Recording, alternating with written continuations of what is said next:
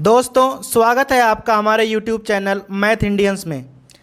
संख्या पद्धति number system. अब इस टॉपिक को हमने कई सारे टॉपिक में बांटा हुआ है। पिछले 5 टॉपिक पर 5 वीडियो बना चुके हैं जिनके लिंक डिस्क्रिप्शन में है। आज का छठा टॉपिक है सतत भिन्ने कॉन्टिन्यूड फ्रैक्शंस। अब कॉन्टिन्यूड फ्रैक्शंस को हम सतत भिन्ने, वितत भिन्ने या लंगड़ा भिन्ने भी कहते हैं। इनके बारे में हमने भिन्नों वाले वीडियो में बात करी थी। अब आइए जानते हैं कि इन्हें हम कॉन्टिन्यूड फ्रैक्शंस क्यों कहते हैं।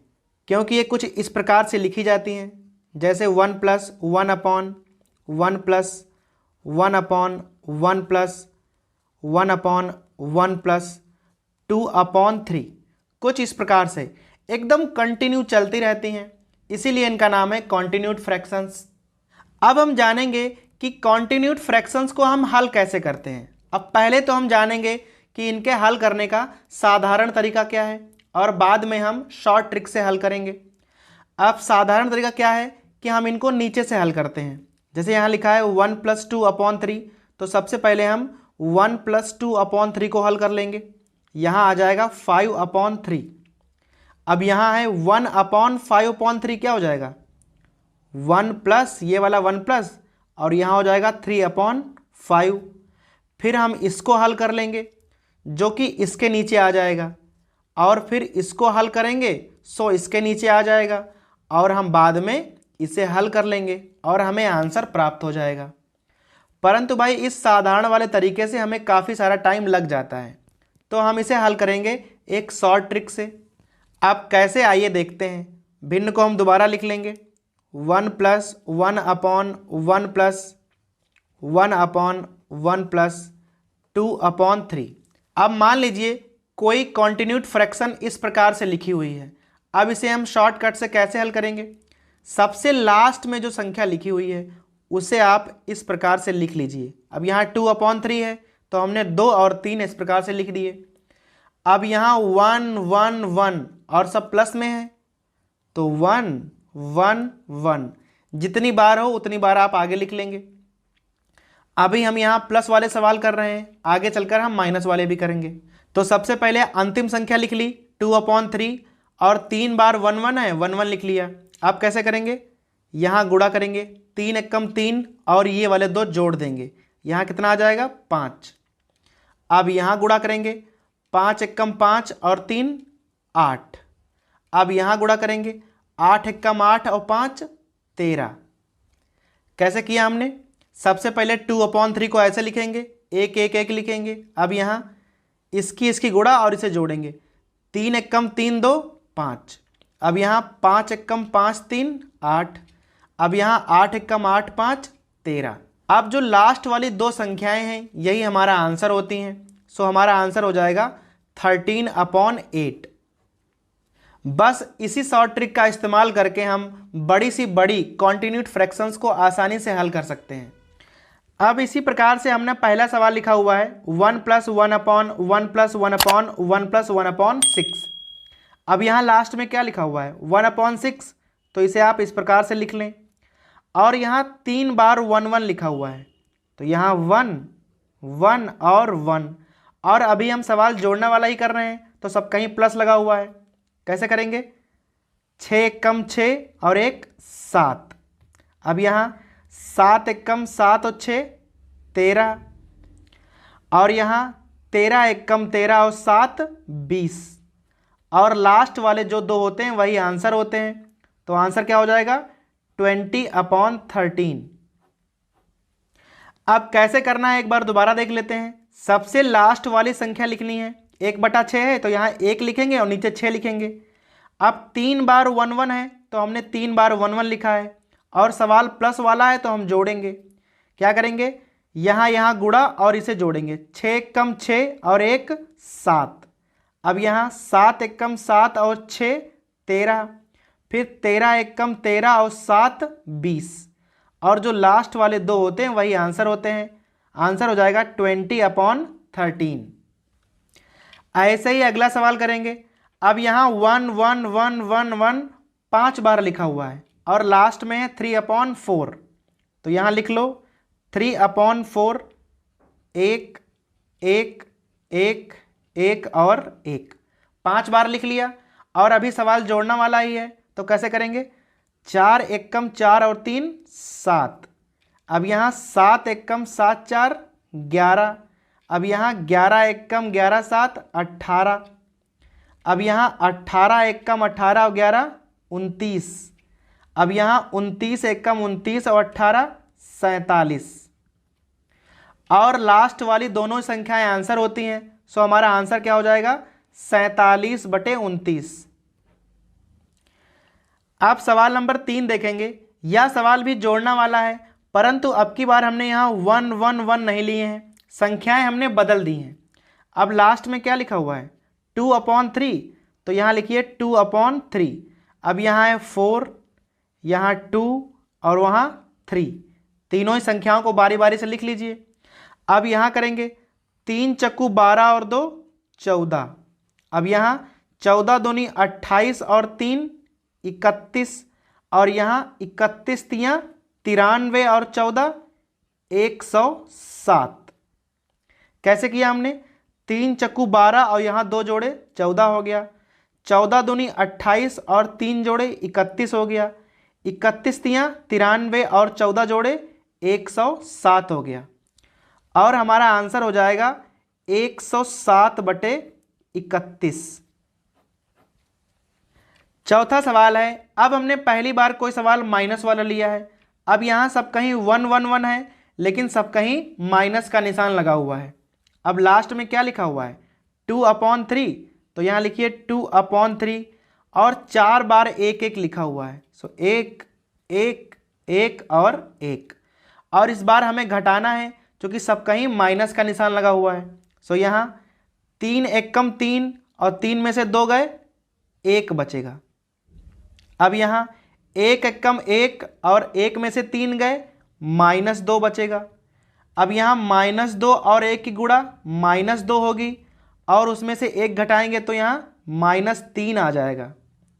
अब यहाँ -3 और गुणे 1 -3 हो जाएगा, और उसमें से आप -2 घटाओगे तो बचेगा -1। अब दोबारा देख लेंगे कैसे किया हमने। लास्ट में था 2/3, तो यहाँ लिखा 2/3 और 4 बार 1 था, लिख लिया। अब यहाँ 3 एकम 3, उसमें से 2 घटाए 1 बचा।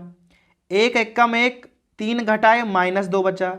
-2 गुणे 1 -2 होता है, 1 घटाया तो -3 बचा।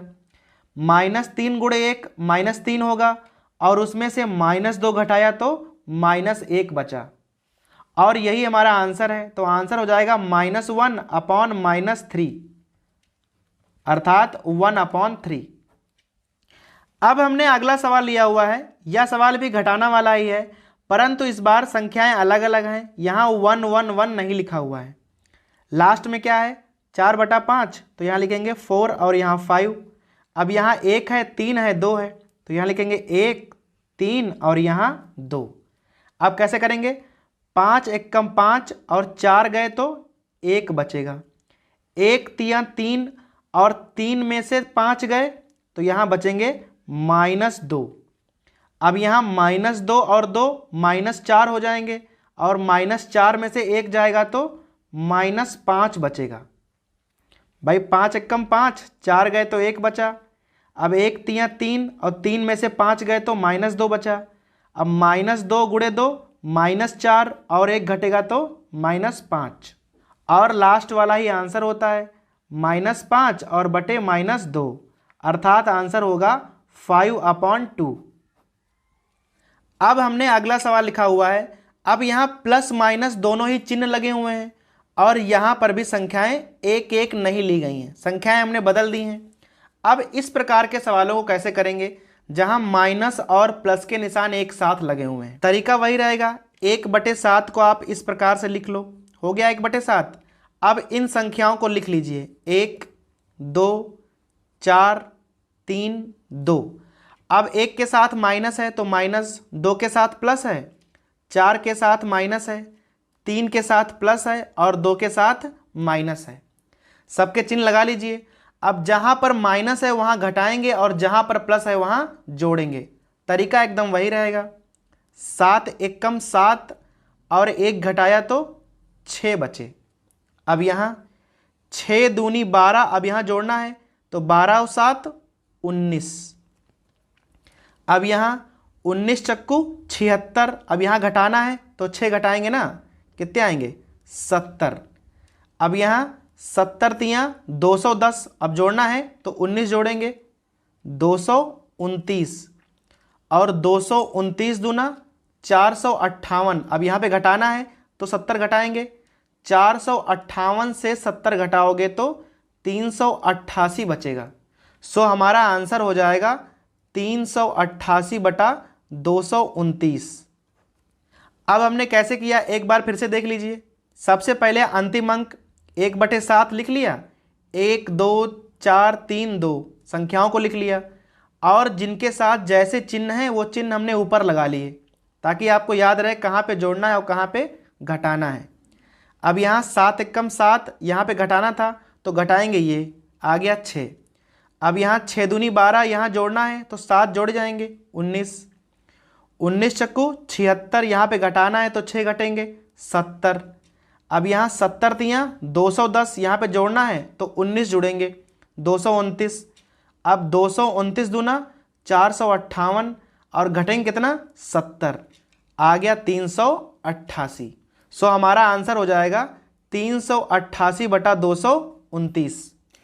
अब हम देखेंगे कॉन्टिन्यूड फ्रैक्शंस पर कुछ इस टाइप के सवाल, जहां सामने एक भिन्न दी हुई होती है और इधर एक कॉन्टिन्यूड फ्रैक्शन होती है जहां हमें ए बी सी डी इस प्रकार से मान निकालने पड़ते हैं। अब यहाँ मान कैसे निकालेंगे, यहाँ लिखा हुआ है 1/, अर्थात यह नीचे वाली संख्या पूरी 1/ है और सामने क्या है 30/43। अगर यहाँ 1/ को गायब कर देंगे तो संख्या हो जाएगी 43/30। अब 43/30 को 1 + 13/30 लिख सकते हैं। अब 1 प्लस अर्थात ये ए का मान हो जाएगा, और जो 13/30 बचा है वो यह पूरा मान होगा। अब यहाँ फिर से 1/ है तो क्या करेंगे हम, 13/30 को उल्टा कर देंगे, कितना आ जाएगा 30/13, और यहाँ ले जाओ 13 दूनी 26, यहाँ आ जाएगा 4/13। अब जो भी ये मान आया है यह 2b के बराबर होगा। अब 2b कितना हो जाएगा, 2b हो गया 2, तो b का मान कितना आ गया 1, और वहाँ से a का मान क्या आया था 1। अब आ गया 4/13, फिर से 1/ होगा, इसको भी उल्टा कर लो 13/4। अब यहाँ पढ़ा जाएगा 3 बार तो हो जाएगा 3 + 1/4। अब यहाँ 3 है और यहाँ क्या है 3c, अर्थात c का मान क्या हो जाएगा, c का मान हो जाएगा 1, और ये लिखा है 1/d और ये 1/4। तुलना कर दो तो d का मान आ जाएगा 4। अब a का मान 1 है, b का मान 1, c का मान 1 और d का मान 4, कुल मिलाकर आंसर हो जाएगा 7। अब इसी पर बेस्ड हमने एक और सवाल लिखा हुआ है। अब यहाँ संख्या है 45/53 और यहाँ है a b c। हमें a b और c के पहले मान निकालने पड़ेंगे और फिर मान निकालना है a + 2b + 3c का। अब यहाँ पर भी 1/ लिखा हुआ है, अर्थात पहले संख्या को उल्टा करना है, हो जाएगा 53/45। अब यहाँ इसे इस प्रकार से लिख लेंगे 1 + 8/45। अब जो ये 1 है या a का मान होगा। अब आ गया 8/45, इसको उल्टा करके लिख लो तो हो जाएगा 45/8। अब इसे आप लिख सकते हो 5 + 5/8। अब यह वाली जो वैल्यू हो जाएगी यह b के बराबर होगी, अर्थात b का मान हो गया 5। अब यहाँ आ गया 5/8, इसको आप उल्टा करके लिख लो 8/5। अब जो 8/5 है वह टोटल इसके बराबर होगा c - 2/5। सो c = 2 यहाँ के जुड़ जाएंगे तो हो जाएगा 10/5 और c का मान आ गया 2। अब यहाँ a का मान कितना है, a का मान 1, b का मान 5 है तो यहाँ 10 हो जाएगा, और c का मान है 2 तो यहाँ 6 हो जाएंगे। आंसर हो जाएगा 17।